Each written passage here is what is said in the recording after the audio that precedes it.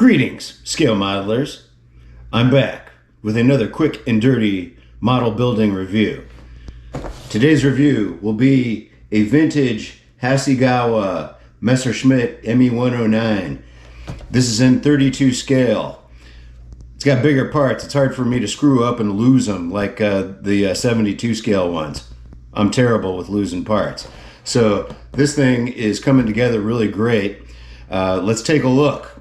All right, here are the main assemblies. A couple of nights ago, I glued the wings on, and these came together on the first try, which for me is a rare treat. So the kits that I'm looking up on the internet, like for example, this one, which is a similar Hasegawa with just different box art, this was made in 1970. So pretty impressive. And the level of detail looks pretty great. And I don't get real fancy with the cockpit detail, but I do follow along the instructions. I just have fun painting it, even if you don't always see it. And this is a really good setup for the diorama. It's a good looking engine.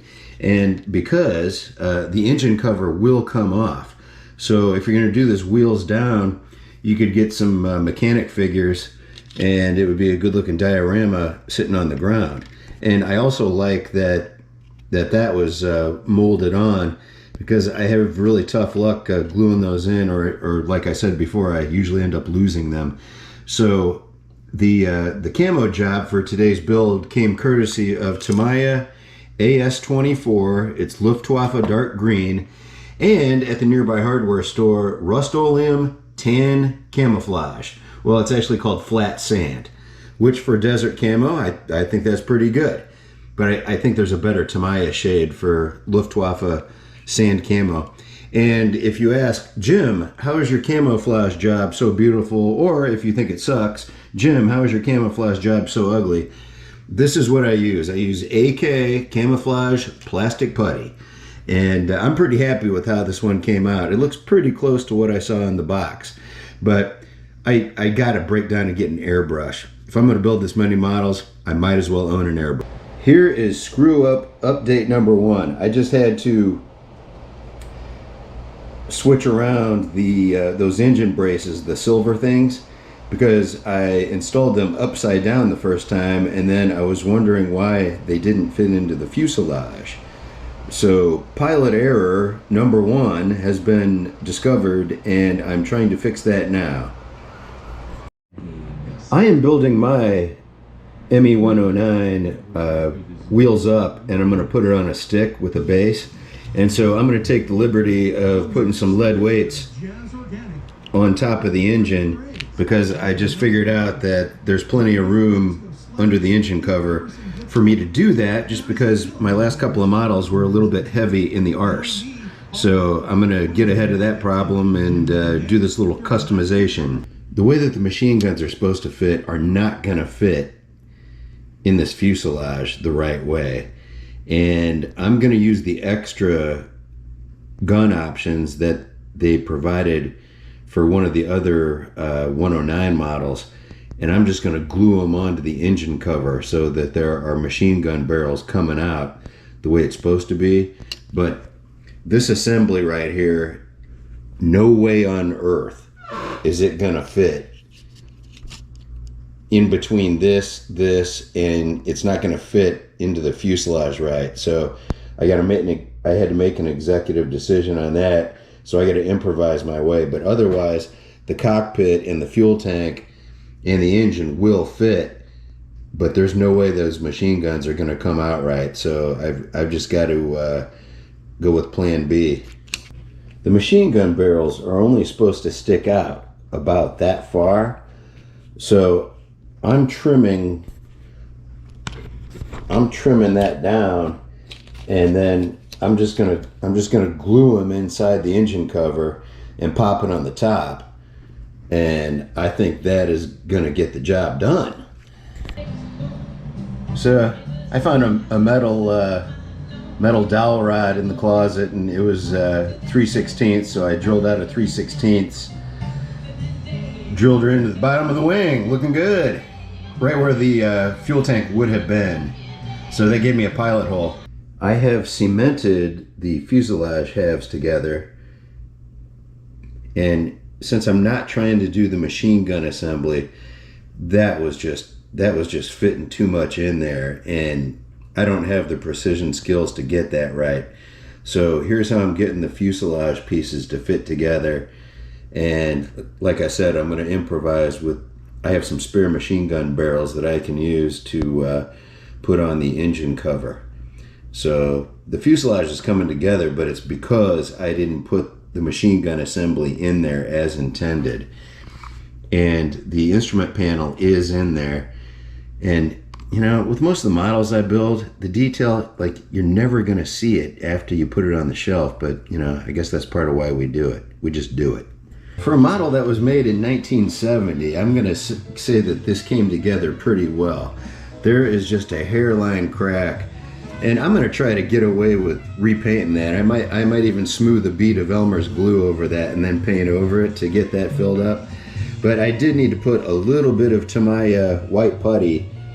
There was a, you know, that was a pretty good crack that was right there. So I'll be sanding that and puttying that a couple of times. But overall, the whole thing came together. And I really am glad that I did the cheat that I did with taking the machine guns out. Because the plan B that I did, it probably looks better than the plan A would have. So part of the fun of modeling is that you have to use your ingenuity at times, or all the time. The wings joined to the body, after I, you know, figured out how to get them in there, they were a clean, tight pop fit. And usually this is a struggle for me, and this is really admirable for a model this old. Hasegawa models are just good, but this is one of the best wing to body fits that I've had. So far, so good. I had a crack open up between the cockpit and the engine, so instead of trying to re-glue it and clamp it together and hoping that the glue holds, this is the same problem I had with the Spitfire in the exact same area, the Revell Spitfire in 32 scale.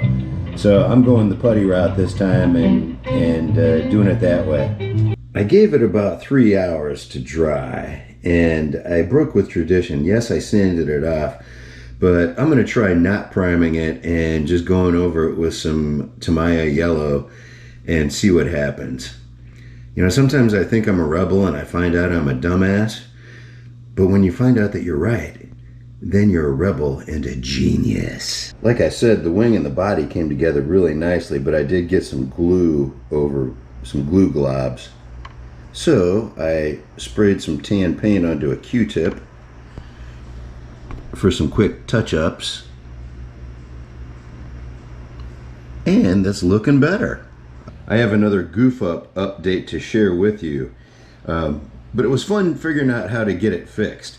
I lost this part, and clearly a very visible part as well, and so I had to glue together some thin sheets of basswood along with a couple of I cut a couple of arches of stock styrene to use as spacers in there, and then I had to do like 3 coats of Tamiya white putty filler to fabricate this part that I lost or threw away. I don't know what I did with that thing, but boy, I'm gonna try not to let that happen again.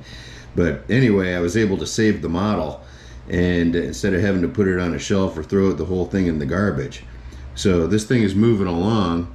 The fit of the canopy is superb, and I sprayed primer onto the canopy, and that was a mistake because it muddied up. You can't see through it, so that's on me.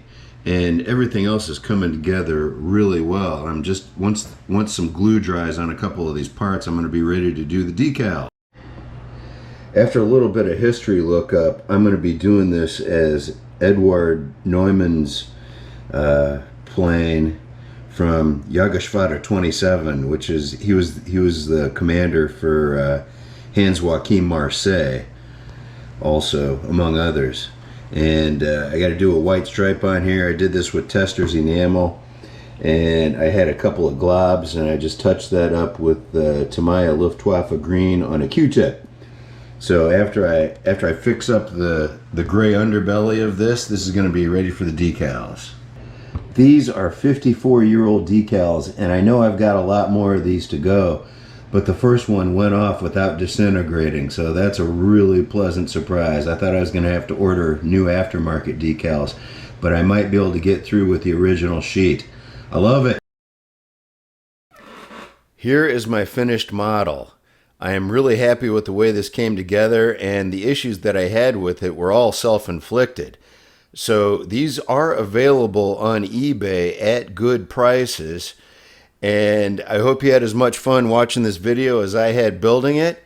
I do recommend it. Hasegawa makes a great product, and thanks for watching.